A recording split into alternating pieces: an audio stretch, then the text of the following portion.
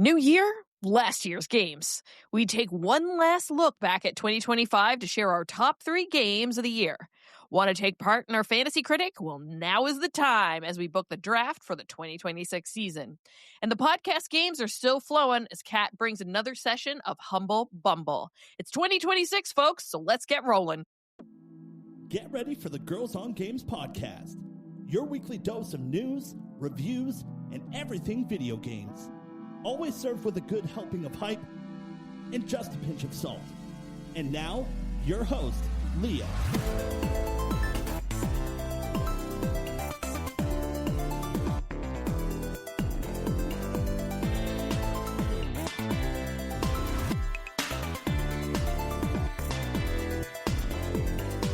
Hello and welcome to another Girls on Games podcast. My name is Leah. I'm the host of this show. Happy 2026. We're back in a new year. Thank you very much for sticking with us over the holiday break. We did take a week off, but we gave you a treat in between, didn't we, ladies? Yes. Some silliness. So now we're back with our games of the year for 2025. And joining me around this digital table includes Catherine. Hi, Catherine. Hello. And Joelle. Joelle, what's up? Hello. I had to go to the office today. In office on a Monday, back from break.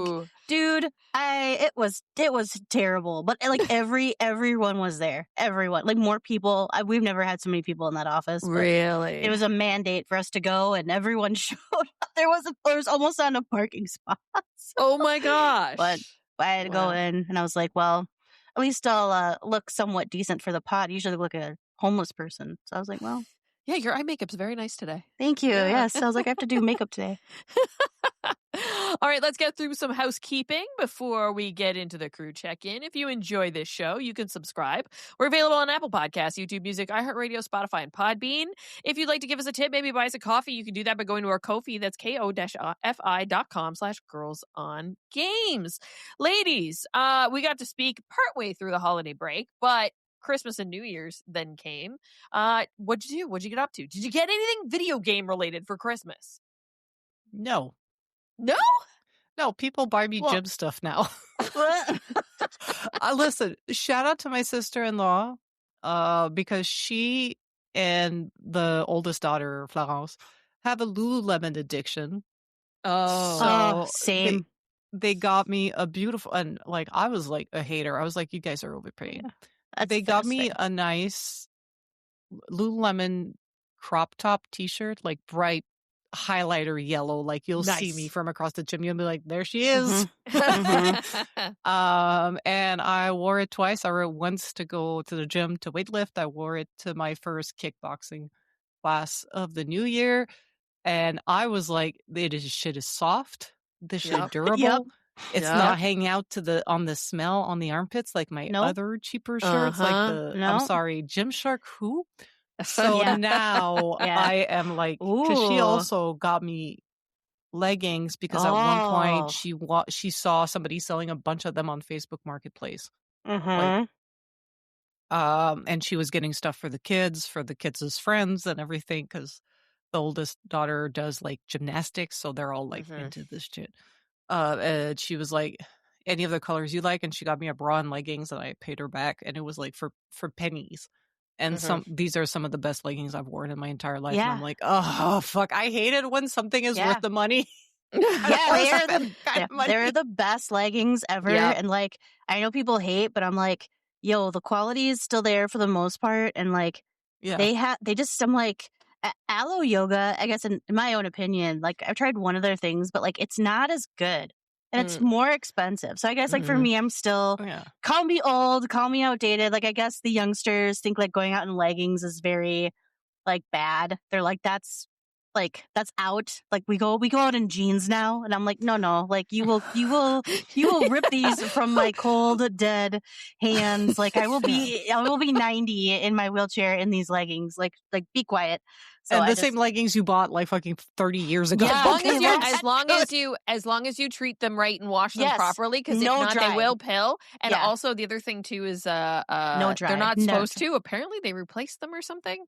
I don't know. I've heard some crazy stuff about Lululemon and the warranty and stuff like that. They can. Yeah, never. I don't dry any of my Lululemon stuff, and it lasts me forever. Like forever. Yeah. We keep our activewear separate. Like I have 2 bins because like Pascal goes to the gym 5 days a week. So of course, So I have like the regular bin, and then I have the stinky bin. Okay. Right? And because I have small compact machines, I have to do like multiple loads anyway. So I'm very pro separating my loads because I got to do 5 loads anyway. So I might as well separate. And separating by type of fabric is way more important than separating by color. And I keep all the polyester, lyocell wear together. Even the underwear that we have that's like that. I will grab them and put them in the stinky pile so that they can be washed with just like the same type of fabric. Light clothing. Yeah. Exactly. And it dries so quick that like why put it in the dryer? You hang it to dry and like 15 minutes later I'm folding it and putting it away. Like it's like the ShamWow material almost. Yeah. Also to overshare, Lulu also has underwear. Oh yeah. And that is some of the best underwear. Like I'm just like this is amazing. So like, they are doing splurged on that yet. Oh, I went so good. During Christmas I went shopping for the Boxing Day up here in Canada. And Pascal wanted like more gym underwear, and I went to like I don't know, like Spa Expire or something, like whatever, insert generic sports store. And I just went to the sales section. I was like, y'all got underwear in this size? And I got him a box of like Nikes, I think. So I'll see how long they last. I've bought him Puma before. I usually go to Winners for that kind of shit, by the way. Mike went Man-Made. And he's Man-Made. Like pretty much all Man-Made now, which is a mature company too. Yeah. Nice.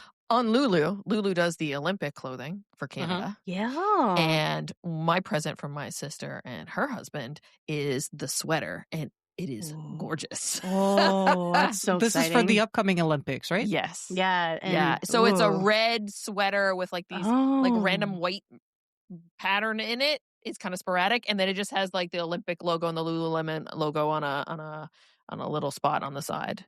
It's kind of like an oversized sweater. Yeah. Ralph Lauren always does ours. Yeah. Not as it used to be Roots, because I'm like huge into the Olympics. It used to be Roots, and then they switched to HBC, and then it went to Lulu. And Lulu this year, when they did like the reveal of all the outfits too, they're a little out there. Oh, are they? They're like streetwear fashion different. Oh, I mean, remember the year we had the Canadian tuxedo? Yeah, was that I 2010? remember that. That made an impression. Oh yeah, this collection is gorgeous. Yeah, so nice stuff there. Yeah. I might splurge because they also got Pascal a Lululemon t-shirt. Yeah, and he's wearing it as a regular t-shirt because he's like, this shit nice, this shit soft. Oh yeah. Yeah, because it's a great stuff to bring on vacation too, especially because it's like you said, so easy to clean and whatever else, and comfortable for traveling in. Like they say, like if you wear a nice tracksuit or a nice outfit, if you get on the airplane, it's fine. Like I'm not one to perpetuate going to the people who go to like slippers and pajamas to the airport. I'm like, you're crazy. At least look presentable, but like a nice track fit, like do you want to be comfortable with sitting on the airplane for a while? Yeah, I do. No buttons or zippers, because you got to be easy to go to the bathroom. Yeah, especially if you're like I'm air sick. Oh yeah, so because Catherine takes the Gravol. I know this. Yeah, I've been there. Catherine takes the Gravol. She needs a companion because she's a little out of it. I do sweats because it's cold on the plane, but because it's just a pull. Yep. One pull to undo the knot, and it just slips down. That's why I do like sweatpants. But yeah, I'm not doing pajamas and whatnot. But I do sweatpants and a nice easy top, and something that I can easily throw in the wash and not feel bad if I drop like food or drink on my lap. If there's a lot of turbulence, and it just kind of like, oh, there we go. That's my thing. Joelle, did you get anything for Christmas that was holiday related, or your favorite present? Yeah, because I was thinking to myself, like, did I get anything game? Well, I bought myself, apparently, I started this tradition kind of a while back, is that I usually buy myself like one kind of really expensive electronic for Christmas, like something that I really, really want that I would never buy before. And I needed new headphones, so I bought the new Nova. So I got that, and they're amazing. And then what did I get though that I really I got a really pretty pink tennis bracelet from Ryan, which I like. We found this app where you can like link gifts that you want, and then you just update it throughout the year. And so like I'll put like Christmas, and then I'll like put the gifts in there, and you can just go and like pick from that list. Okay, is it Giftstar? It's like Giftly, I think. Okay, there's got to be a whole few of them. My sister was using one for the baby's birthdays. So that was really great. I love that. And then actually, his mom, when we went to North Carolina, I've had on my other list. She got me the it's called the Next mug, and it's one of those like self-heating mugs that like stays hot. So you have to charge it. It comes with like a little puck that it sits on to charge. Yeah. And it's wireless charging. And then you set it to either like warm, hot, or piping, and it keeps your beverage warm throughout for like hours. Wow. It lasts like half a day. The battery lasts half a day. That's crazy. And I wanted to try it because I was like, I have to go back to the office another day, and I really like having afternoon coffee. Yeah. And because I'm such a coffee snob, I make my coffee in a thermos. And then I bring it to work, but it never stays like hot enough. So I usually drink like lukewarm coffee. And I'm like, well, I need it was expensive. It was over $100 for this mug. And I'm like, this is dumb. Like, I do not like, this is ridiculous, but I didn't buy it. I was just right. Like, no, that's what the fun of the presents are. Yeah. It's like, I wouldn't buy this for myself, but do I like it? Hell yeah. I really want to try it. Hell yeah. Yeah. And today I had to go in the office and I brought it. I had hot coffee at 2:00 because I poured it into the cup and I had it charged. So like those things are sick. So I'm like, okay, I'm going to buy 4 more. Nice. They come in different sizes. So I'm actually going to try to get like a 14-ounce one. Yeah. So to like have like more coffee or like tea if you want like a big cup of tea. Yeah. But yeah, I was like, okay, well now I'm this level of bougie where I need a mug to keep my drinks hot. But it worked. It was really, really nice. So I don't know if anyone's thinking about like, are those worth it? Because there's a bunch of different ones. There's like Ember, and they're coming out with like a lot of different ones. But for me, like the Next mug was like worked really well. And I never went above hot because piping must be like scalding. Like it gets really, really hot. So oh my goodness. I always kept mine between like warm. When I first put the coffee in, I set it to hot, and then it heated up, and then I put it down to warm, and it like was perfect. So I'm like, now I need one for my house because my other one's at work. So oh my goodness. I ended up getting similar to you, Joelle, though I just essentially sent stuff to Mike. I'm just like, I want this. He got me the 8-bit Dough Ultimate 2 controller, the one that you can program macros in. Now, I haven't gone down that route yet, but I have played with it. I love how it comes with a dock that you can charge it on. That's cool. Yeah, that's nice. I really like it. So it's a great one for the Switch too, which is perfect because I didn't start the Pokemon DLC until Christmas Day with that controller. Which, guys, I can't get over how hard it is to flip back and forth between Nintendo and Xbox. No, I've been doing it for the past 3 weeks, like actively, and I'm like, I'm stupid. Where's the accept button? It's a struggle. Anyways, and I got 2 different Lego sets. I got the Lego Orchid one, which is gorgeous. Big one or the little one? The big one. Mike got me the big one. It's a fair size. Okay. Yeah. And then my buddy, there was this in the Eaton Center in Toronto for a while. I don't know if it's still there, but it was there definitely when my mom was up because she and I walked through it. They had this Pokemon pop-up store for a while. And they had these, I got the box here, but I've already made it. It's sitting out front. The Mega Bloks Pokemon, but it looks like a pixelated Pikachu. From the original game. That's cute. And it's about the size of this box, too. So, wow.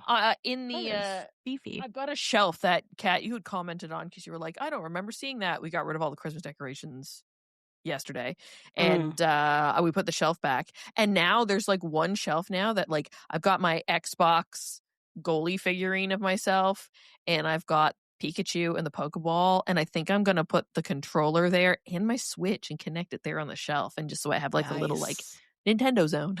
Yeah, with one little Xbox figurine too. So yeah, the other thing too, it wasn't really, it was a present for me to Mike, but I bought Mike an emulsion blender. Ooh, and yeah. benefited from that today because he was off work and made roasted red pepper and tomato soup, and it was bomb. Yeah, those things are sick. Oh yeah, it's that's gonna get a lot of use. And I was watching a whole bunch of TikTok stuff because new year, new me, trying to eat at home, all that kind of stuff, eat good meals, get ready and do your meal prep and whatever. So I actually took the extra soup and put it into silicone freezer trays so that I can freeze it and then keep it in the freezer. Because there's no way Mike and I are going to eat all that soup all at once, right? Yeah. So yeah, gotta give that a go. But soup freezes well. That's like yes, Mm-hmm. and they're all going to be like ice cubes about this big. So I think like if you have like 6 of them, that's a bowl of soup. Yeah. No, an immersion blender is amazing. Mine comes with the whisk attachment, and that's how I whisked up my egg whites to make my meringues this year. Ooh. And it worked just fine. I didn't have to, because again, I was kind of sick. I was like, do I take out like the big stand mixer? Yeah. It's awkward, everything. A lot of the cookies I were making were like more like butter cookie, like very consistent dough. So I usually make them by hand. It's easier. So I was like, do I take that out just to make the meringue? And I was like, no, my immersion blender, which by the way was a gift for my brother last year, which was like so clutch. I've been using it a lot. I was like, I remember it comes with a whisk attachment, and everybody was raving that my meringues this year were perfect. And I was like, thank you. Nice. The weather was perfect, and I used a hand mixer. The weather will kill your egg whites. They'll prevent them from rising. Yeah. It's particular science. Baking is a science. But yeah, get the cook in your life, the kitchen gadgets. You will not regret it. Oh my god, Oh, yeah. yeah. He got that. He got a really fancy slow cooker where he can actually take the pot on the stove and sear, and then also put the pot in the oven. I want one of those so bad. Yeah, that was from my sister, her husband, and my parents to Mike. He also got a book. I think it was called like the Bacon Bible. It's like 200 recipes with bacon. Ooh, wow. And you might want to spread those recipes out just for your cholesterol's sake. Don't go through that book in a year. There's a bit of running joke going on between my husband and my sister for the longest time, where I don't know how they did it, but it's all like a bacon slap, and it's actually where they'll take a raw piece of bacon and slap the other person. Oh my gosh! So one year, Elise gave Mike a bacon. No, it's raw. That's what I'm saying. Like the fat, fat will leave like oil. It's oily. Yeah. Oil streak. And Mike has a Christmas ornament that is a piece of bacon. So it's a bit of hilarious. a running gag. So nice. So yeah. All right. Fantasy Critic. New year, new season. New season. All right. So next week in the podcast, we're going to do the podcast one. But if you would like to take part in the community fantasy league this year and be part of the draft is booked. We're having it on the Discord channel, discord.me/girlsongames. Come join in there. Saturday, January 10th at 1 p.m. Eastern. So come join us. It's a fair group of and a really fun time. As you can see, we carry this throughout the entire year, and it's a lot of fun, a lot of razzing,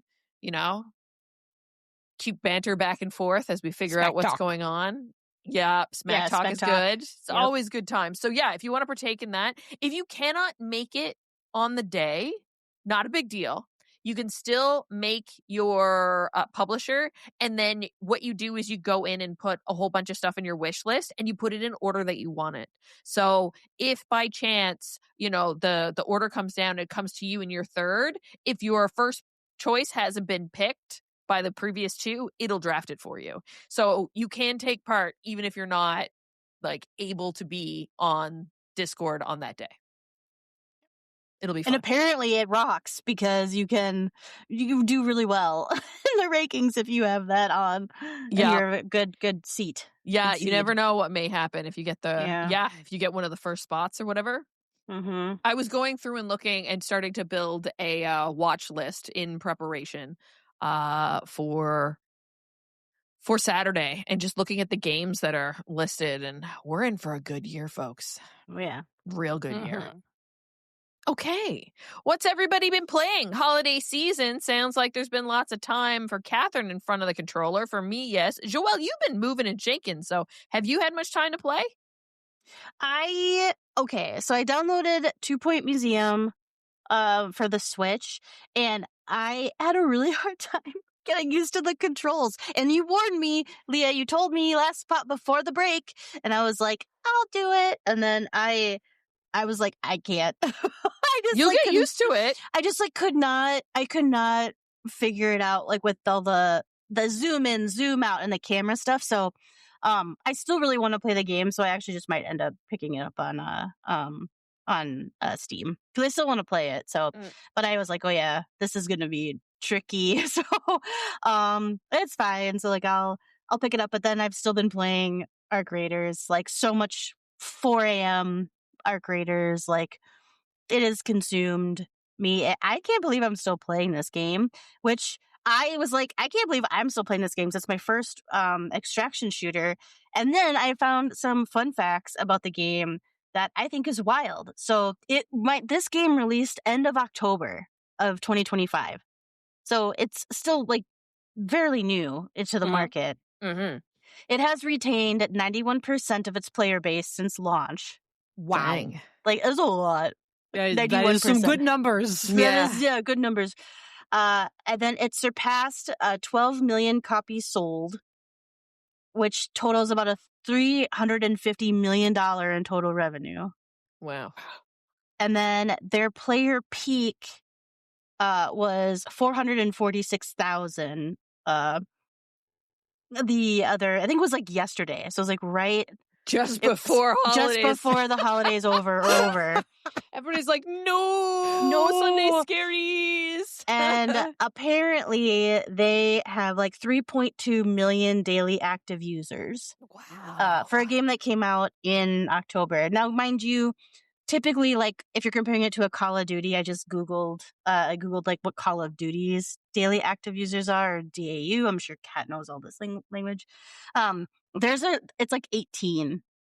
So it's million? still, it's still like kind of like rookie, but I mean, again, that's across all Call of Duty games, and it probably includes mobile and Warzone and but having 91% retention, that kind of like conversion rate and retention rate, like any live game wishes they could have that. And having like daily numbers over 1 million players, daily active users, over 1 million daily consistently is also great numbers. Like for something that's not like only Call of Duty can do Call of Duty numbers, only Fortnite can do Fortnite numbers. But those numbers are really good. Like I know of games that released like recently wish they had Arc Raider numbers. Like that is impressive. I think a part of it too is that so they released at the end of October. So if you really wanted to play the game, you could probably get in there before the Thanksgiving holiday. But for me, like I didn't pick it up immediately. I picked it up in November, and I was able then to test it out around like almost Thanksgiving, and then I just got hooked, and then I was like, I want to play this constantly. So I think the release date also helped them, because if people were interested, they didn't have to wait. They had to wait less than a month to like grab the Thanksgiving holiday to try it, and it has a really great, like the way it eases you into it is so fun. And then I think because it's not, because I was talking about this with a coworker today, because I'm like, I'm really hooked, and I wonder why like I am so invested in this, because I'm not a like military if it was like really military centered, I wouldn't like Escape from Tarkov, I guess, is very military and like technical with like their bullets and guns and stuff.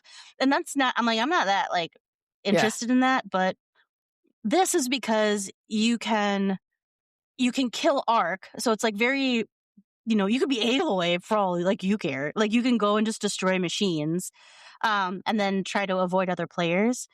Or I don't know, like it's so interesting where they have this like post-apocalyptic kind of vibe to it. And like there's the enemy of the other player, like, are you friendly or not? And then there's death. There's the definitive enemy of the Arks where you have to kill them and loot them for their parts in order to gain more experience. You got to find blueprints, like in order to make the better stuff. And so that wants to keep you going, and they do special events and all these different types of things. So it's never really, the run is never the same. Yeah. And I don't know, it's just like cool. So I feel like it's helpful that it's not war or like soldier based. I guess for me, I think. And because it's still new, you haven't experienced like the skill gap. That's a problem that every live game has. Is like where people that have been playing for the longest are really good, and then you have people that are entering your game, and the central part is a very shallow population pool, and that happens to any live game that's been online for like more than a year. Like Marvel Rivals is probably starting to feel that skill gap widening with every day, and every live game tries to fight it, but you can't do it. Like right now's the fucking time to start playing Art Readers, because there is that skill gap is not very wide. Yeah, and I think too that there's some instances where like if you're playing solo, and you're not aggressive, because they did just confirm today that if you're not an aggressive player, you probably won't get put in aggressive lobbies. There's like a little bit of algorithm that they do, and it has to do with like how many times you shoot your gun, I guess. But if you are a less aggressive player, they'll try to put you with people that aren't aggressive so that you can actually play the game. Because people will just camp out on the extraction points, and then you have to try to distract them to like get out of which sucks like so hard, because it's like I just want to leave, and like you're in my way and you're gonna kill me. But they if you're playing solo, apparently you're not targeted as much. Like I played solo, and I run into other solo people, and most of them are really friendly. And we have befriended someone who has put like over 300 hours into the game already. So he's really, really good. And when we play trios with him, we get annihilated like constantly. Like people are so aggressive towards 3 people. So like the number in your party also like dictates on how like aggressive people will be towards you, because you're less of a threat if you're one person. But the memes on the internet are also peak. So like it's so fun to watch like memes and like people get recording. And then of course there's this big, Burt Peanut got on the map, and there's this war. I guess there's factions and like whatever. So there's this whole like side quest like storyline going on with that streamer over there. And I don't know, it's fun. It is fun. But yeah, I think Kat has a good point. Like if you're interested in it, now would probably be a really good time to pick it up and try to get in, just to start. Cool. Catherine, before we took our little break, you were talking about going back to Baldur's Gate 3. How's that going? Yeah, that's pretty much all I did, because I was a husk on the couch. I just brought my laptop and my laptop charger to the couch. I didn't even step into my office. I kept my laptop lived in the living room with me. And my cat started to sleep next to me because the vent, my laptop was venting heat from the sides as I was playing Baldur's Gate. But yeah, still doing my Dark Urge run. I just started the 2nd chapter. I am making my way to Moonrise Towers. And the urges to kill, they're rising. But so far I'm having a lot of fun with this run. I decided to explore the psychic powers, because my first run I just ignored that you could invest into becoming kind of an illithid and use your psychic powers. This run I was like, whatever. Like I don't know what I somehow have not been spoiled into what a Dark Urge run is and what's the like story behind it, and so I'm going it completely blind. That is pretty impressive for a 3-year-old game. And I'm decided to go full in, to use the powers, to give into the urges, see where it takes me. Also, I rolled a drow. And because of that, like when you start and you talk to the goblins, you're like, are you one of the bosses? Because we have a drow leading us right now. And I was like, sure am, bud. Can I walk in? And they're like, sure. And I was just like, and the other drow was like, let's kill the druids. I was like, sure, great idea, bud. See you there. Okay. And then I went to the druids. I was like, the goblins are coming. We're going to kick their ass. Because the first time I played, I failed my rolls and they attacked me. And I was like, I just wiped the camp, came back to the druids. I was like, yeah, I killed them all. This time I was just like, oh, okay, I guess it's more like a canon ending. Because at every point they're just like, are you going to fight for the absolute or against the absolute? And every time I'm just like, surprise, against the absolute, motherfuckers. And it's been great fun. Over the holiday break, we hosted New Year's. And we had Albin, his girlfriend, Simon, and Ari. And she told us she has done 17 runs of Baldur's Gate. Whoa. Woo. Ari? Yeah. That's a lot. She has like Baldur's Gate. 800 hours in the game. So we were talking about like the decisions and whatever. And I'm like, I'm discovering new thing. And she's like, yo, I'm doing my 17th run and I'm still finding new thing. And I was like, I'm sorry, what? Back the fuck up, lady. Wow. And like she finished like 16 of them. So yeah, Simon's girlfriend has played the fuck out of this game. I'm a casual compared to her. Whenever we play Pokemon, Simon's always like, yeah, she's already done this season far, and she's like miles ahead. Oh my gosh. Faster than I get there. I'm like, I thought I was playing this a lot.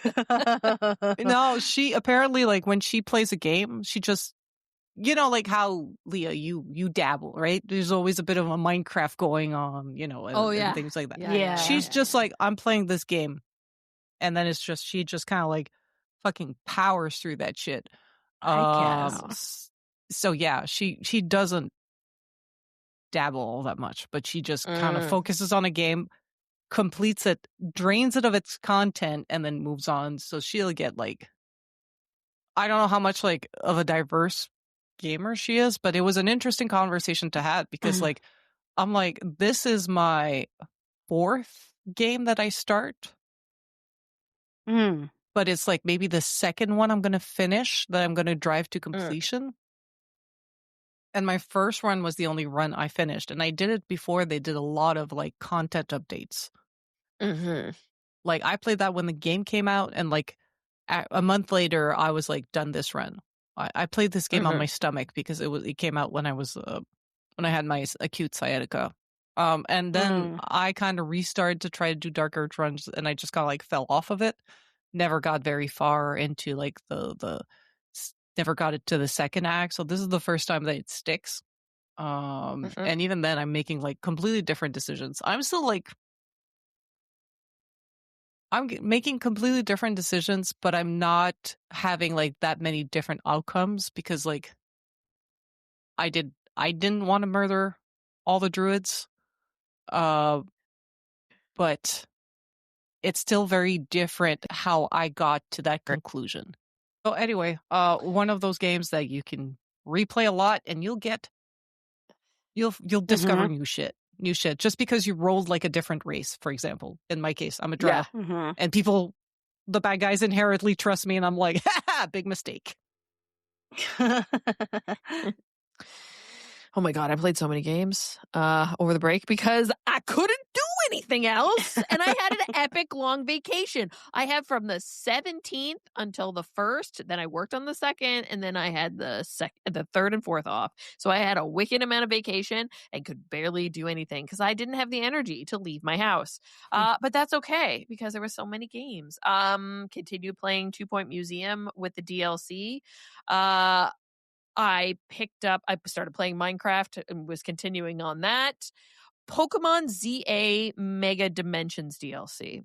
So as I mentioned earlier, Mike had given me the controller. So I was waiting specifically because I was like, the whole point was I wanted to try and do some of the shiny hunting and whatever else. And I downloaded the DLC and I played a good chunk of it. But I got kind of tired of it pretty fast. And I think it was just too repetitive and not in a fun way. For me right now, I feel like when I was in it with just the initial game and I was really hooked and I was like kind of in the flow and I wasn't finger dumb because I wasn't playing umpteen other games at the same time, I was like really feeling it and on a good groove and all that kind of stuff. But then, yeah, I don't know. It was just hard to get back into. And I think that's just maybe it's the pain points that I was a little bit like rose tinted glasses ignoring with the main game, though. You know, I gave it was enough, right? But I felt like when I got into the DLC, it just wasn't there. I mean, there's lots of cute new Pokemon, there's new things, all that kind of stuff, but it just seems like some of the stuff, pardon me, to level up is just so repetitive that I'm just like, yeah, I gave it the good old college try. Yeah. But I mean, like, I might go back to it at some point if more stuff comes out and changes it up a little bit. It's the 30th anniversary of Pokemon this year on February 27th. So I have hope that there's a lot more to come. Plus, a week later, we get Pokepia. So it's not like my Pokemon fix isn't going to come from something else. I did see, I think we saw this game in one of the press conferences somewhere, but then I saw a trailer for it pop up on YouTube and it was out. Have you guys seen Cast and Chill? No. Yes. It's a pixel art game where you're fishing, and I bought it on the Switch. And it is real cool. It's not hard. It's not anything. Like, Joelle, it's the perfect, like, you know, you just want to be... If you want to binge watch a really bad reality television show and play this on the Switch at the same time, and you're conveniently kind of high on cold meds at the same time, it's perfection. Yeah, it looked sick. So I was like, "Ooh, I wonder how this will go." Give it a go. It's not hard. It's mostly just like a play it progression. It kind of feels like a step up from like a mobile game in how it wants you to play in like short bursts and things like that. This one almost likes to want you to play a little bit more, right? So, and you know, we like fishing in games. Seems to be a thing for us. Yeah. And then before we started podcast, I went and added Animal Crossing New Horizons to my Switch too. I hadn't played it there yet. So I had to do the whole like move over of my account and all that kind of stuff because next week we're getting that big DLC and the Switch 2 update and all that kind of stuff. I didn't even remember what my island looked like. And it's winter there right now. And I definitely built my island as like a Miami Vice tropical vibes. And it looks a little weird with all the snow. That's funny. So did you like go and like try to like touch stuff and like touch everything up, or like you just went cold and you just like you're gonna go cold? I think I'll just go cold. Okay. I went in because I had a mental picture that my island was done up like I had it before, and then I forgot that I redid the whole thing and reset it a fair amount and moved some things around when I was doing. That was like at the point where I stopped playing by day rules and started messing with time in the console, and then was trying to earn tons of money by breeding the blue roses. So like I money is not a problem. I have a field of blue roses. So yeah. There's tons of like I did play parts of the other DLC and stuff, but not a lot. So like I feel like I'm gonna have a shit ton of content with all the updates and upgrades. So I feel like it's gonna be a good time to dive in next weekend. So yeah, at least I'm not gonna lie. When you've played and you have your island and you know it's on your Switch, it's not really in the cloud or anything. Because I don't think they ever fixed that, right? Your island is on your Switch, right? If you trade in your Switch, you're migrated or something. You can only live at one Switch at a time. It's not like you can log into your island on another Switch. It has to be on your Switch. Right. Yeah. So when I migrated over, and I was looking at my Switch 2, and it's bringing you through the prompts, and it asks you like multiple times, "Are you sure? Are you sure?" And I'm like, "Stop giving me decision paralysis on if I'm doing this right." Are you sure? Yeah, there was a fair number of confirmations just to be like, "Are you sure?" So yeah, are you sure? Stop. That'll be exciting for next week to bring that back. To bring back the 2020 vibes. Oh, no, don't. Yeah. I'm torn. I'm like, do I want to go back? But it does. It feels a little bit. I'm like, but I'm going then back. Like I'm going back in time. This past 2 weeks of me being that sick and sitting on my couch and not leaving my house reminded me of COVID. Oh my gosh. Sad. Like, I remember being like this before. And we were really sick with COVID one year too. So over Christmas. And it was miserable. Oh no. I'm like, Mike, what is wrong with us? Oh my goodness. Okay, this is a video game podcast, so let's play a podcast game about video games. Kat has another round of Humble Bumble for us today. Woohoo. Yes, and for some reason, I have closed my docs with the games. There it is. You don't need the games. You don't have to need read those. it. You can make it up as you go. You remember it, right? Right? Yeah. Right. Your Right. cold adult brain. Right. Exactly. After being sick for like 2 weeks, of course. Yeah. Yeah.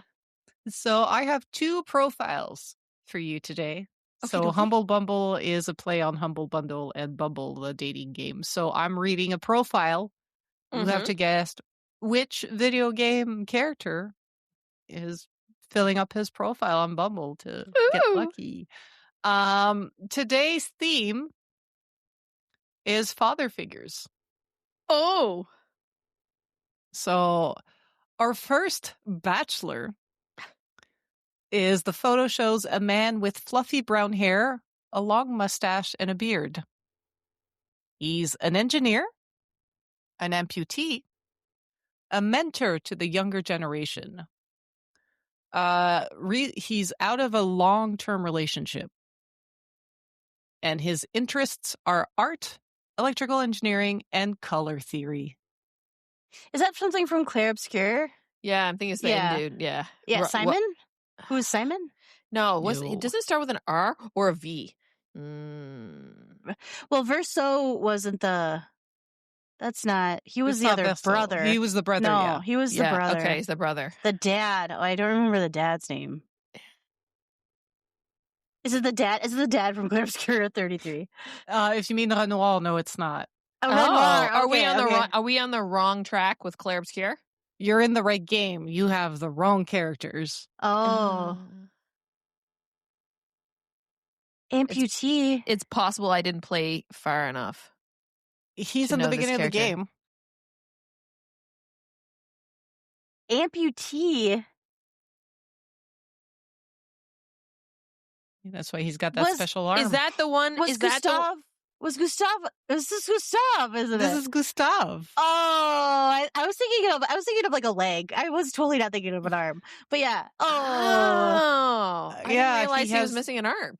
Yeah, his students built him the prosthetics. Yeah. He worked. Oh wow! And he, because Maël, of course, everybody loses their parents at one point because of the gommage. So he was Maël's father figure. Right. That's right. Yeah. And he definitely got out of that relationship at the beginning of the game.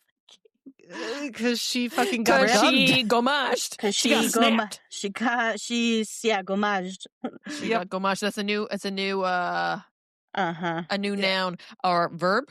Wait, verb. Yeah. Does gommage have a French? Like, is it a word? Yeah, it's the super. No, it's fromage. Fromage is cheese. Fromage is cheese. It's from gum. It's from gomme effacer. Yeah. So it's erasing. Oh, it's eraser. Gomme effacer. Okay, gommage. Yeah. Okay. So when you do a gommage, you're basically like repairing or you're erasing or whatever. It's a very old school French expression. Like it's not something I've used in my life personally, but then again, I am super Canadian in both my French and my English. So yeah, but I've heard it before, like from my European friends. Cool, neat. All right, our Yeah, our second profile. Okay. Our second bachelor. The photo shows a scruffy-looking middle-aged man with shoulder-length hair. He's over 50 years old, but he is athletic and energetic. He is a man of a few words. His interests are combat sports, mythical creatures, and card games.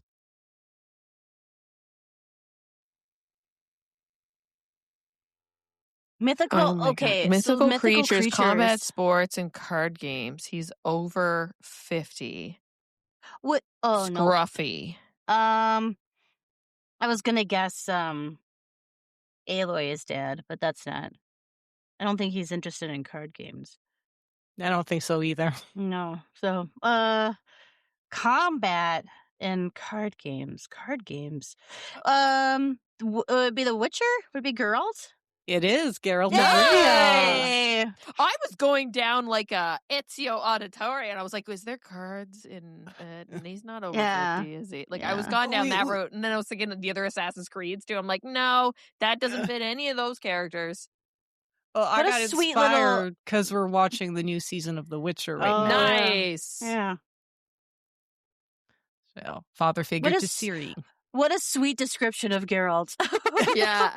I didn't want to, like, I was like, that one's going to be easy. Like, I didn't want to go into, like, that's fucking, like, says fuck a lot or, is covered in battle scars. Yeah. And also, like, for dating profiles. Drug user, heavy drug user. Yeah, exactly. You tend to, it's like on LinkedIn, right? You embellish a lot. Yeah. That's true. Yeah. I think if that was a description and I met Geralt, I'd be like, this is not what I pictured. Like I've been duped. But he does. I've been catfished. He does play cards, though. What's he sure does. Gwent? Yeah, that's Gwent. true. Gwent. Yeah. So that was Humble Bumble. Nice. Thanks, Kat. Good job. Good job. I like those. All right. We're going to take a wee break and then come back with our topic of the week, which is our top 3 games from 2025. Whoop, whoop. Okay, we're back and it's time to talk about our top 3 games we played in 2025. So Game of the Year edition. We play so many different games and in so many different ways that it's not your traditional Game of the Year. Those who have been with us before, we essentially go through each of our favorite games, which, as you know, we all have very different tastes of what we prefer. Sometimes they overlap, sometimes they do not. So this is always really fun to kind of go back and see what everybody played this year. Because I don't know about you ladies, but when the time comes and I go back and scroll through all the different like libraries and achievements and whatever else, and look what I played over the year, I'm like, oh yeah, I played that. Oh yeah, I played that. So it's a nice moment to reflect on everything that we've gotten to sink our teeth into over the past year. So we're going to do this where we're going to go our third or second runner-ups and then first. So main game of the year. Catherine, would you like to kick us off with your number 3 game of the year of 2025? Yes, my number 3 is a very fun and accessible game. It is This Seat Taken? Nice. Really enjoyed this little indie darling little puzzle games about shapes that don't shower yet don't want to sit next to children, and then you have somebody listening to loud music that doesn't want to be under the air conditioning, and it's just deliciously frustrating. But it's so whimsy. It's whimsical, but it's simple. It's innovative, and it's got a really cute story to have a little through line to just like give you a reason to keep playing through.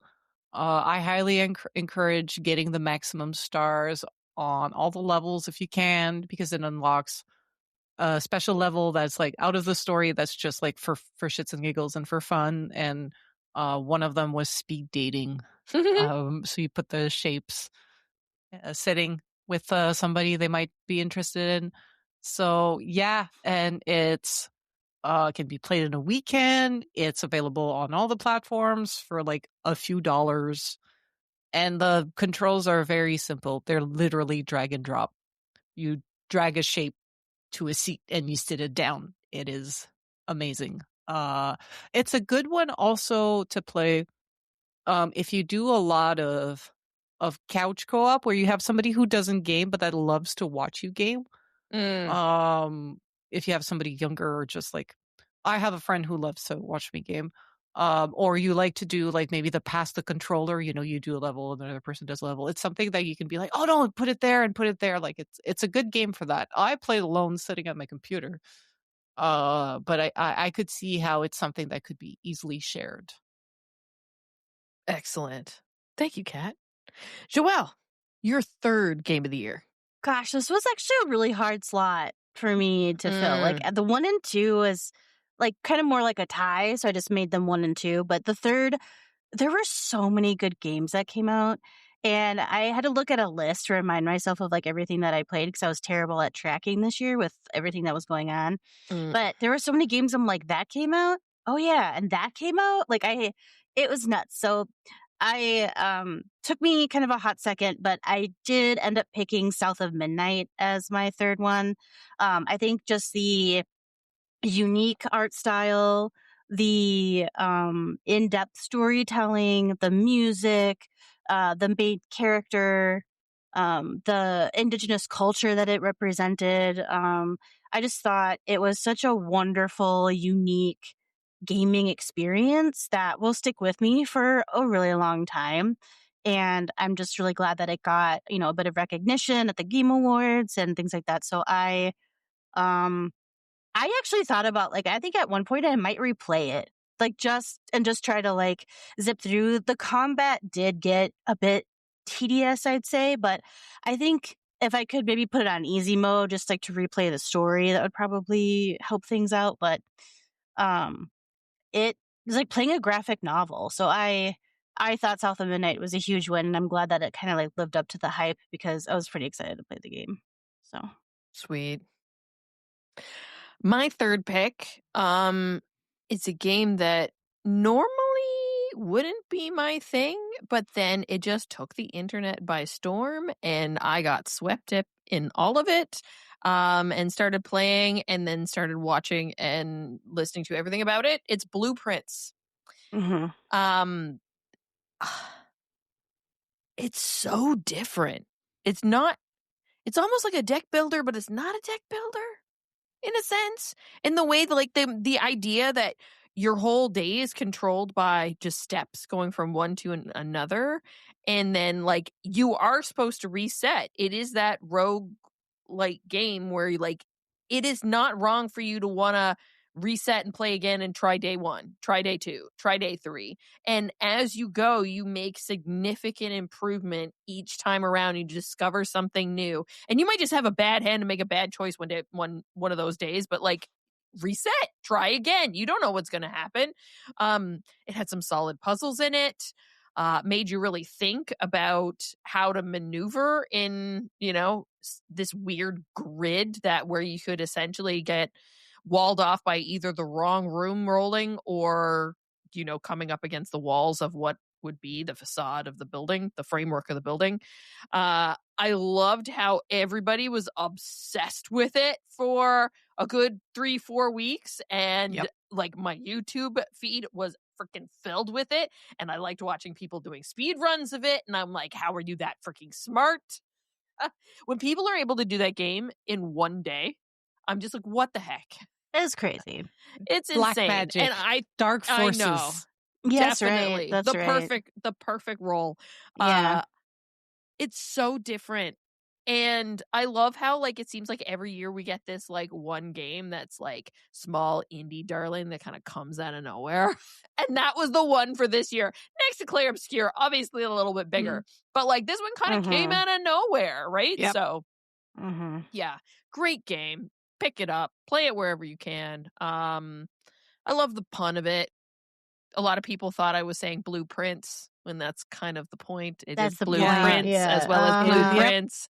Yep. And I'm like, God, I love the puns. Yeah. Throw them at me. Yeah. That's right. So yeah, that's why that one is my number 3, Blueprints. Let's roll back up to the top again. Catherine, Your My second game of the year. Yeah. Clair Obscur Expedition 33. This game deserves a lot of the praise it's getting. Definitely innovative. A lot of innovations in terms of weaving story, gameplay, and music and realization, like everything. Like if you look at the sum of its part, or if you look at every part individually, you're like, it's turn-based combat, but they did one innovation there. It's this story, they kind of like went with that, but they changed this and that. But when you put it all together, like these small innovations kind of like revived the turn-based genre, and solid game.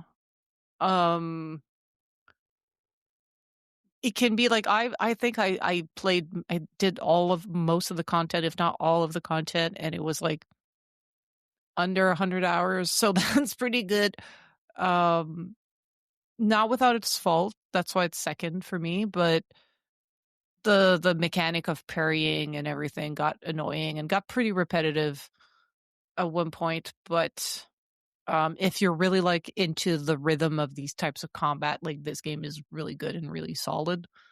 But I stuck with it because of the story. I really wanted to see what was at the end of that. I got overwhelmed twice with the progression system and the combat system, and I'm just like, they kept adding characters and new stuff I had to learn, and I'm just like, so at one point I just kind of ended up sticking to Verso, Mael, and Lune. Basically, it was Verso and Mael killing everybody, and Lune being there in case they needed healing. That's a lot of those turn-based games, not gonna lie. Yeah, it is. A lot of Final Fantasy. Yeah. Two powerhouses and someone to heal. Exactly, basically. But yeah, no, I really enjoyed it. I don't think this game has a lot of like replay value. Like I was talking about Baldur's Gate and somebody who has like 17 runs.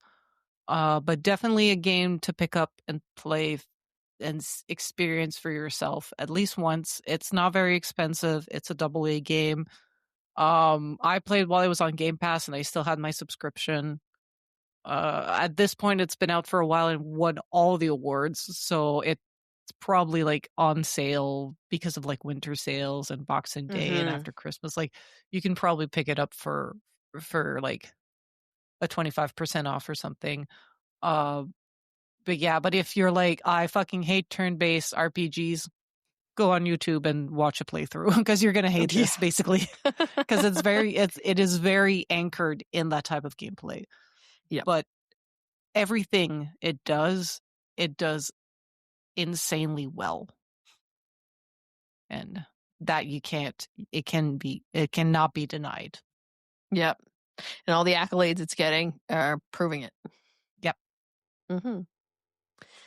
Joelle, your number 2. My number 2, I've already talked about it a ton on the podcast this episode, so I won't go too much more into it, but I would say I picked Arc Raiders as my number 2. It's a totally new genre for me, and for me to be so hooked like on a shooter game, I'm really surprised. So I would say that if you're interested in it, definitely go give it a shot. To see if you like it. It's something that I didn't think I would like or ever like, and I love it. So, yeah. Sweet. Arc Raiders. My number 2 is Fantasy Life I, the girl who steals time. I went and looked up what my playtime for this game was, and it was over 80 hours. The last Fantasy Life game came out on the Nintendo DS, and it was released in 2014. And I remember Allie telling me about it on this podcast. And Allie she knows what I like in video games, and she always gives fantastic recommendations. And she's like, you need to play this. And I was like, done.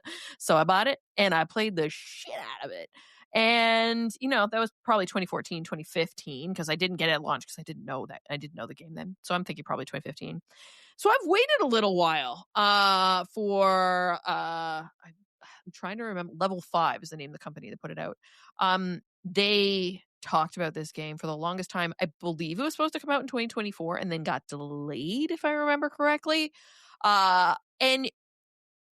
And for good reason. I mean, the game is fantastic. It's huge. It's so much bigger than the one that I played on the DS. Between the world that's kind of like open there all the time, then plus the normal game play mode, and then the part where you have like your own like Animal Crossing-esque island where you have characters who come and help you out during your gameplay. They can like live on this island and you can like build things and farm things, along with playing the normal fantasy life game, was so much extra content that I didn't know that I needed.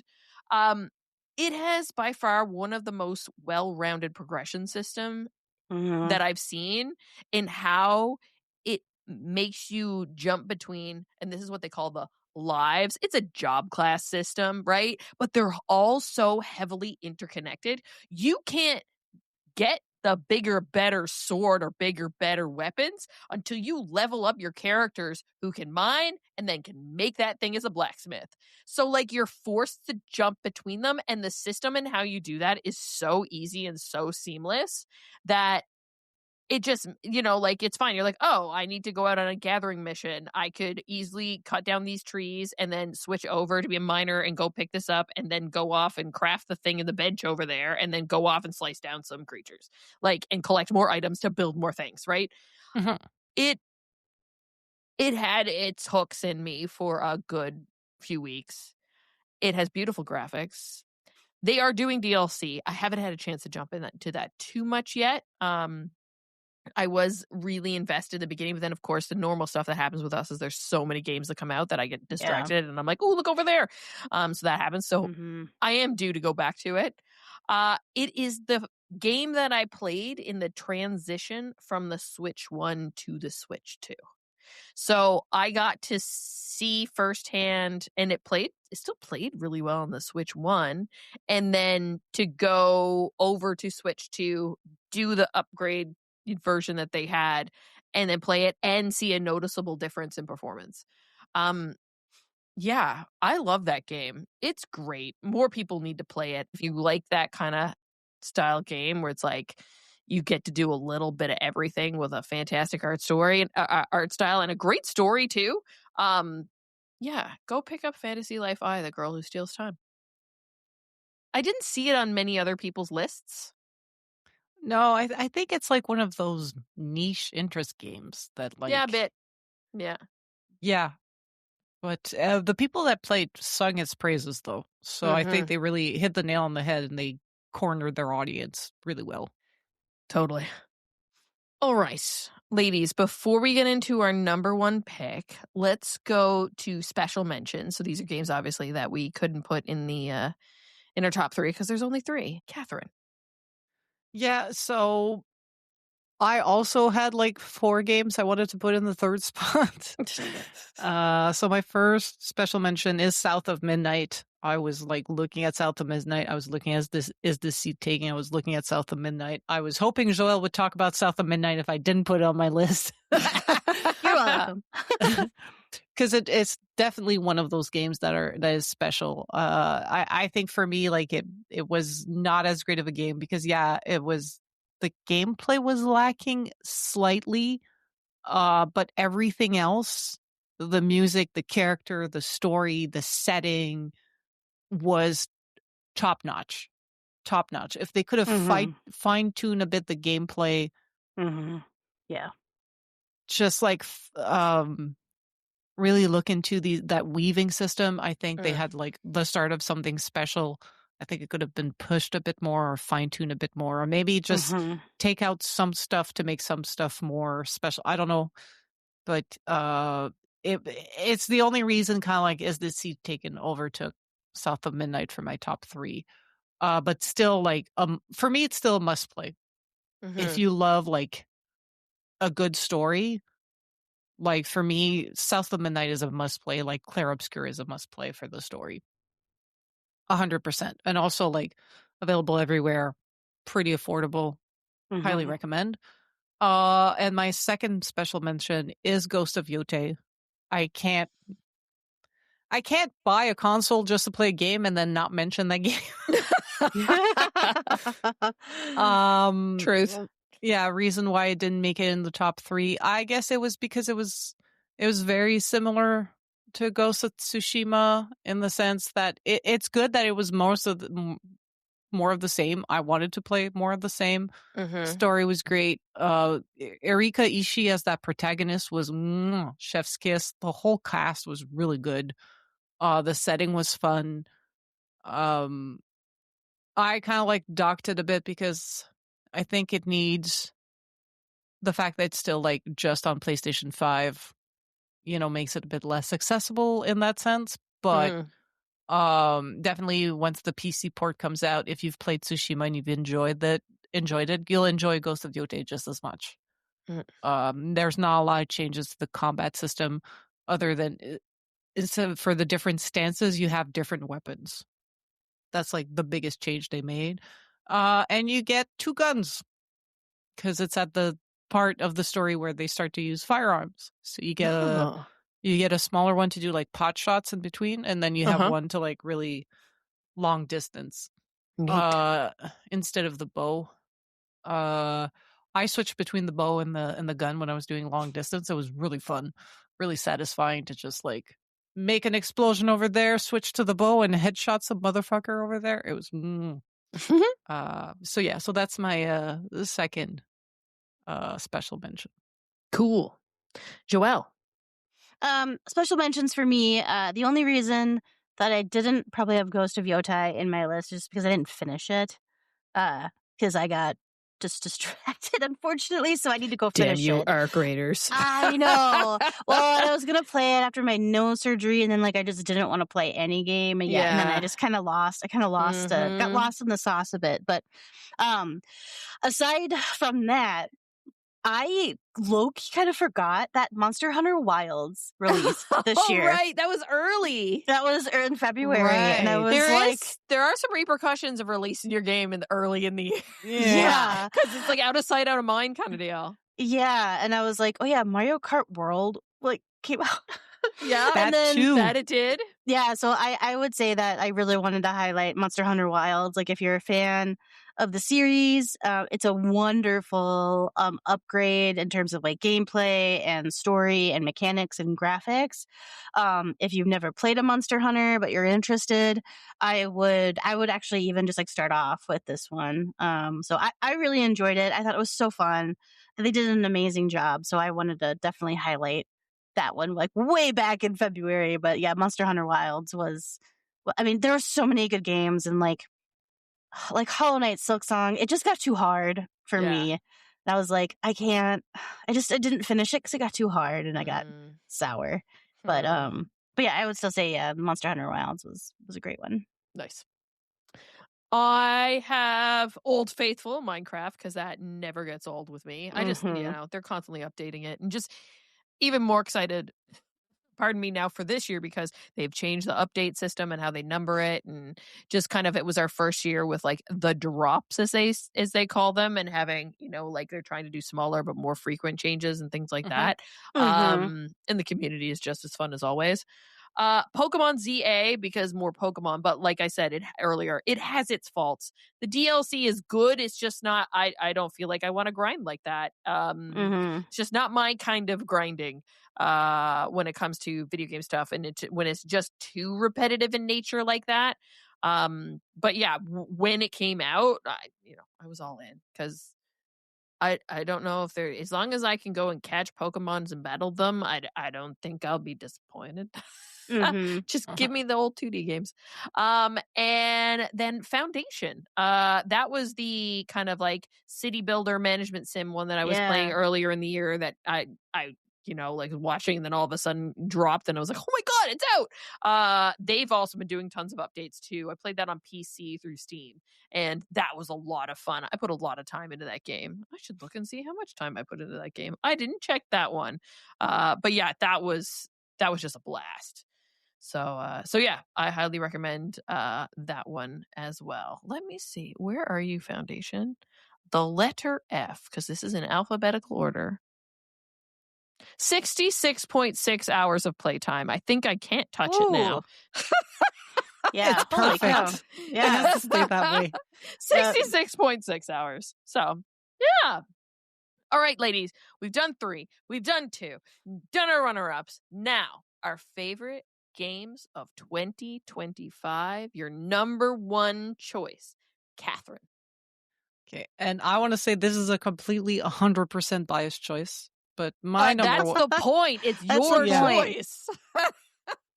But mine is Avowed because I love me a high fantasy RPGs, y'all, and it's give me them Dragon Age, give me their Pillar of Eternity, give me them Elder Scroll, Bethesda. Where the fuck is my Elder Scroll? Yeah, I'm done with Skyrim. I'm done. I'm not replaying it. No, you can just go back to Oblivion now. Right, I could play the remake. Which Shadow dropped this year. That's the kind of year we had, okay? I know. Everybody looked at everybody was like, remember when Beyonce just kind of dropped an album? Let's fucking do that with all our games. So Avowed, I was new to the setting. I did not play the Pillars of Eternity games, but I did watch a YouTuber basically do a TLDR of the first 2 games and the story. Mm-hmm. Mm-hmm. Because the first 2 games are definitely like top down, like Baldur's Gate style. You know, like Pillars of Eternity and Divinity Original Sin, the Divinity games by Larian, who eventually made Baldur's Gate 3, were all the spiritual successor to Baldur's Gate 1 and 2, right? But this one, Avowed, they changed to first player. They were doing more like a Skyrim style game. And what I loved about Avowed was it was a very simple yet flexible system. So much like Skyrim, you know, you could multi-class. And it was not about choosing a class. It was basically you had 3 tabs. You had one tab for the warrior, one tab for the ranger, and one tab for the magic wielding. And when you when you leveled up, you just kind of like went into those tabs and you could pick and choose. There's definitely a progression, like to have like, you know, like high end skills. You needed to invest into some lower skills and build some stuff. Like you can't just be like, all right, now that I've played a warrior, I'm just going to get like Meteor Swarm out in the spell book. Like, you know, you can't just unlock that one shot. You needed to have like a bit of logic and planning. I was discussed this, like if you go back to my review when I first originally reviewed it. For me, it was like the year of the warrior. Played a warrior in Dragon Age. The Veilguard enjoyed way more than the wizard. So for this game, I also played a warrior, and it was really good.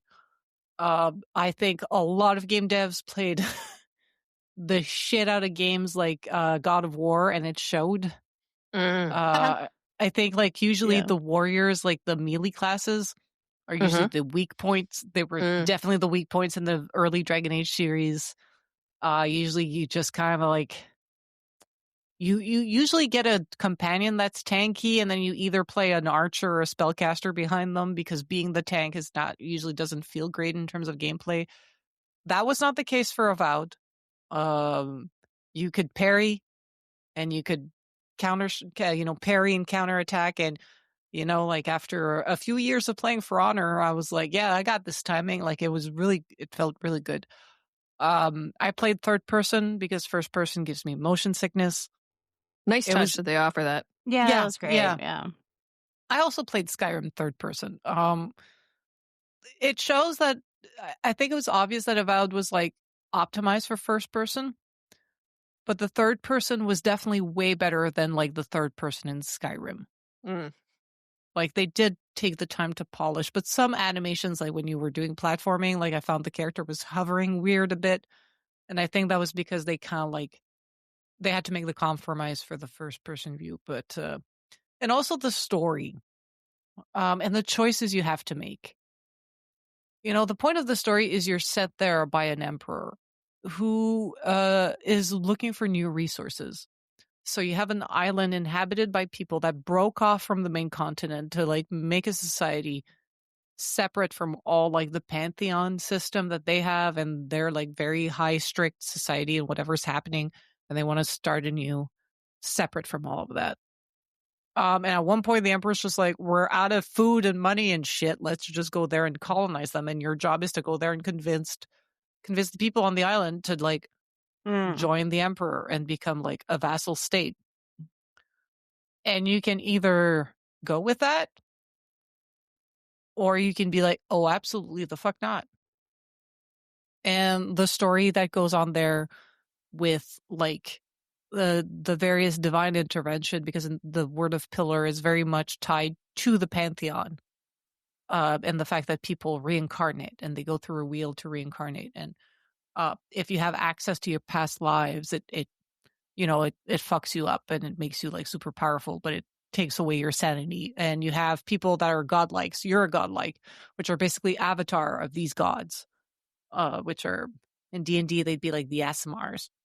And those people kind of disappeared, and suddenly you're like the first godlight in years. And what does that mean? And it's just such an interesting like story that's deeply like political, but also like religious. And the game asks you to make moral choices. And like if you've played Inquisition, the choice between the Templars and the mages, let's say, doesn't feel like it matters a lot. You're basically like, which of the two you're going to save and which is going to fall to the bad guys. And, when in Veilguard, they're like, hey, which of the two city are you going to save? And, it's going to change one of the cities. It's going to affect like these factions and whatnot. And it feels more like a gameplay and a strategic decision. And this game is just like, hey, so you discovered this thing that could potentially be like a new divine entity that is outside of this super pantheon that's like super important. How are you going to handle that? And how does that affect your relationship with the fact that you're like a direct emissary of said emperor who's part of that society? Like, are you breaking off? Are you subduing it? It's just like, I thought it was really interesting. And I think Avowed was slept on because it released in February. And it released not long after Veilguard. And Veilguard felt lukewarm for a lot of people. And I think Avowed also had a lot of stability issues on launch. Oh, yeah? Yeah, but it's classic for that studio. Okay. It's not a Bethesda game, and it's an Obsidian game. Okay. But it wasn't. It was still more stable than a Bethesda game, I'll be honest. And I played before it launched. Like, we got an advanced copy. And like my biggest so you're in it. You were in the thick of the beginnings of it. When they had lots of yeah. I had a bug where like every fourth time I drank a potion, the game crashed. That's a very particular issue. Yeah, but that's a very annoying bug. But once I patched the game after release and I played, like half of those bugs disappeared. Yeah. That's what's hard sometimes when you play games early. Yeah, exactly. It's like whatever build they send you, right? And it's kind of frozen in time, and there's a lot of bug fixes that might not make it, right? But yeah, sorry, that was really long to talk about Avowed, but I think it was a deeply complex game that had like a very fun world to discover, and it followed the story. It was kind of brand new story in the Pillar universe, but it's still kind of tied up to what you would have seen in the first two games. And it had a good replay value because you could make different decisions and be a completely different type of character, depending on, again, decisions. A bit like in Baldur's Gate. Are you siding with the goblins? Are you siding with the druids? Are you kind of like waiting to see who kills? It's the same thing as like, are you invading? Are you conquering? Are you convincing to join? Or are you like actually yourself getting radicalized and breaking off? I think it was really, really good for that. And of course, like fucking elves and magic systems and swords and knights and shit. Like all that stuff that Catherine likes. Yeah. Sweet. And I think it's all, it is too bad that it kind of got buried by other games in a similar ilk that kind of took over that space, right? That mind space of that type for that type of gamer. And that happens every year, that there's certain games that probably should get more love, but just don't because there's a masterpiece or monster game or something that comes out, right? I think if you're still chomping at the bit, waiting for Fable and stuff like that, I think Avowed, Dragon Age are good games for that. I didn't play Kingdom Come Deliverance, but I was also a good night game or medieval simulator. But I feel like Kingdom Come Deliverance is more it's like Red Dead Redemption, right? It's into the immersion. Mm-hmm. It's slower, harder to get into, much more deep systems. What I like about Avowed system is it was easy to understand, hard to master. So if you wanted to do a lot of these optimized builds that use the three type of skill trees to really look use all the classes and become a killing machine, I'm sure you can do it. I'm sure Reddit has a lot of stuff. I just went I'm going to be sword and board. I'm going to have a shield. I'm going to have some kind of one-handed weapon. I might go into the ranger to get a few things for ranged attacks or bow or a bit of crowd control, but I'm I'm going to be getting hit in the face while the people behind me throw spells and stuff. And that also affected which type of companion I took with me. Mm-hmm. But I had a lot of fun just smacking people in the face with my shield. Oh, you're going to cast a spell? Bonk. No. My shield a spell if you're unconscious. Or he just gets, stunned with my shield, and I'm stab. So I had a lot of fun with that, but it you can go in and just be I just be warrior. You can optimize a build like they do in Skyrim. So I think it had a lot of potential for that. Perfect. Thanks, Kat. You're welcome. Joelle, your game of the year, number 1, 2025. Game of the year 2025. To follow the crowd, I'd have to say it was Clair Obscur, Expedition 33. I think that game just blew me away. And I'm not a huge turn-based combat person. Mm-hmm. And I just wanted to dig into that combat system, and I can't wait to play it again. I was talking about it with a coworker, and I'm I'm really excited to play that game again, to really dig into it a little bit more, because I did get frustrated at first because it seemed too much. And then once I sort of got the rhythm of it and understood a bit more about what I was supposed to do, and they give you so many opportunities to do the combat system. So then I was oh, okay, I'm kind of getting there. And I'm excited to try again and to explore a bit more. I didn't explore a ton because I wanted to just also finish the story, because I was what is happening in this game? I was so confused. And I wanted to see if they could land the plane at the end. And I don't know. I just think it was a fantastic game. I'm so glad that Sandfall gave it to us and we got to experience it. And I'm just excited for more things that they come out with. And the music was so good. And the writing was so good. So it was just such a wonderful journey and gift to give players, I think, with this game. And the story was so meaningful and touching. And the ending choices I thought were really unique and just really, really impactful. So I would choose that one. I see why it won. It won for a reason. And we all see it. Yeah. And it was mine. So, yeah. Perfect.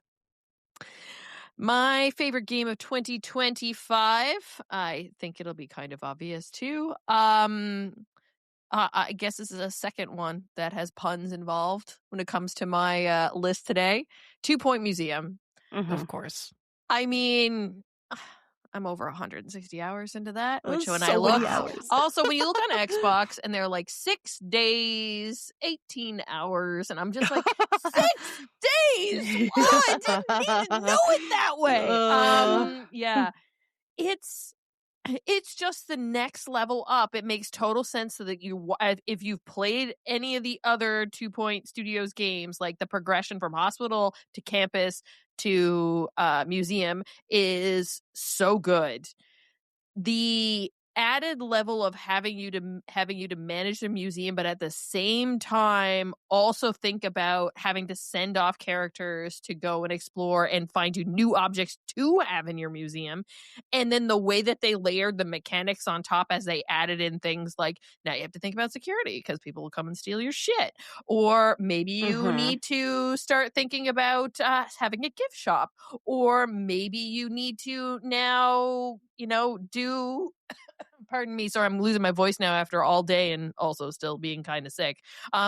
Thinking about marketing and all that kind of stuff. And just like the wittiness, like for a museum, like prehistory, kind of makes sense. And then you start going down the realm of like aquarium. Yeah, sure. And then ghosts. Let's have a ghost museum. Paranormal activity. Sure. Why not? Why Space, not? Science. And then they're not even done there. They start handing you DLCs. Fantasy Finds is so good and took a spin on things because not only had you to think about like which characters you were sending off into off to do your expedition, you also had to look at their traits. And you're like, oh, this is another added layer. And then to come up with something like Zooseum right before the holidays. Zooseum. That's how Such a good name. Such a good update. Such a good name, yeah. Like an extra seasonal content that's free. They did a Halloween stint, which I'm sad I missed now because I'm actually working on my museum of everything where I'm trying to finish the entire game and have absolutely everything in my museum. And I'm sad I don't have the Halloween stuff, but I'm like trying to make sure I get everything of the holiday stuff right now. So good. I really, really hope they do more DLC. And like, there's one just waiting for them. They would have a field day with an art museum. You imagine the puns you could have with an art museum? So many. Sculptures and paintings and interactive experiences and like, my God. So much fun. So much fun. So, yeah, this game is too good. I tell people, they're like, do I need to play the other ones? No, just jump straight into this one. I mean, if you have time afterwards, you really enjoy this, go back and play the other ones. You know, you can see where they learned and added and made it more involved. But yeah, I played this near beginning of the year. I think it came out in March. And then picked up the DLC for Fantasy Finds, then did the Zooseum. I played it all Christmas. And it's just like there, I'm constantly like just trying to upgrade my museum and get more objects. And like I decided at one point, like, I'm going to get all the achievements. So I started, getting doing that process too. And in order to do that, it does require you to do some pretty high level stuff. There's this one mission where you have to get all of these series of ghosts in one paranormal ghost room that you kind of keep. Think of it kind of like an aquarium for ghosts. And there's like 5 of them and you got to put them all. And that's the achievement. But like, these are not easy missions. And if you want to do it in one museum, you really do have to do a museum of everything because you have to go and level up one that can go and do stuff under prehistory, someone else who can do the ghost one, another one that can do the botany one, another one that can go and do the science one. So like you really do have to play and fill out the entire game in order to get all the achievements. And I find it super fun and soothing, and it just can eat the hours, as you can tell by me sucking that much time into it over the course of the year, considering how many games I did play this year, which was a fair chunk. But yeah, that was my game of the year of 2025. And those were our games of the year for 2025. And now we get to look into 2026 as we are here now and games are coming around the corner. We talked about Animal Crossing's update coming next week. A reminder, Fantasy Critic draft is going to happen for the community on Saturday, January 10th at 1 p.m. in the Discord channel. Our next episode will additionally have our Fantasy Critic, and then for the podcast league, that is. And then the week after that, we're going to do what we're looking forward to in 2026. So lots of fun ahead. And with that, I think we can close out the show for this week. As always, check out previous episodes or show notes, if we have any articles and stuff that we talk about in the podcast, Catherine always pulls that together for us every week. So you can go and learn more about the show and click on links that we provide to give the love back to the places where we consume the content. If you have the power to rate and review this podcast on the podcasting platform where you are consuming it, it would be amazing if you could do so for us. It helps push us up in rankings. It helps build and add us into discovery recommendations. And then any comments you leave help us build our show. This is also the moment in the podcast where I ask the crew to shout out their social media handles so you can follow them anywhere and everywhere online. Catherine, where can people find you? I am CSDBien, CSDSBINS. Woof. Been 2 weeks, can't even spell my own name. Dang. On Instagram, Threads, Blue Sky. But you can always find me hanging out in the Girls on Games Discord. Joelle, where can people find you? People can find me on Instagram at JoelleLauren87, on Blue Sky at Joelle Lauren, but always hanging out on the Girls on Games Discord. Come and say hi. I am Leah Jewer on most social media platforms, but of course you want to know everything there is to know about Girls on Games. You can track us down at The Girls on Games on X and Facebook. Just Girls on Games on Instagram, Threads, Blue Sky, and TikTok. Discord.me/Girls on Games to continue this conversation, plus where we will be doing the Fantasy Critic. And if you ever need to know anything at all, you can track it down at our home base. That's our website, girlsongames.ca. Thank you, Kat. Thank you, Joelle. It's been another lovely week in video games. I'm excited about 2026 as we look back at 2025. And lots of good games ahead. Until next time. Bye, everybody. Bye.